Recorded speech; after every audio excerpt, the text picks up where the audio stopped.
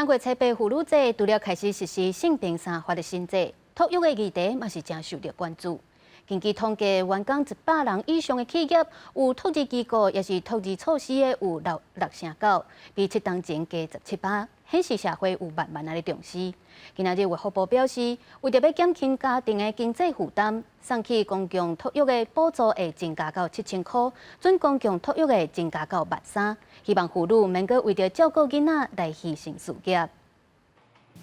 这几年，为着要让父母会当好好做工课，一寡企业有托育的服务。根据劳动部2023年的统计，员工100人以上的企业有托育机构，也是有托育措施的占6成9，比7年前增加17%外，显示社会慢慢在重视这块。为着要减轻家庭的负担，拜五卫福部伫妇女节活动中间表示，送公共托育的补助增加到7000，准公共托育增加到13000。托育的补助哈，咱即咱有囡仔送去外口托婴中心，还是保姆出来的时阵，即马咱政府一个月是补到13000块，吼啊，互咱的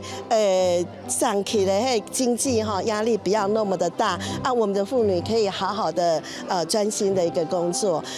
另外，伫3月初8妇女节这天，性平3法新制正式施行。上大的改变就是重罚宽限性骚扰，相关负责人若有甲人性骚扰，上重罚100万；若是雇主知影员工拄当性骚扰事件所无处理，上重嘛是罚100万。伫卫福部的活动中，行政院长嘛录影片，搁一摆传达政府推动这场性别友善的决心。我们很快地修正了性别平等工作法、性别平等教育法、性骚扰防治法。增加全市性骚扰类型，延长申诉时间，并且强化外部申诉及监督机制，避免球员兼裁判的争议，力求共同塑造性别友善的观念和社会环境。根据行政院的统计，台湾女性的劳动参与率有51%。照联合国开发计划署的调查，咱伫性别平权的表现是亚洲的第1名。不过，这拢是经过前在性别事件检讨和反省，社会才有法度继续进步。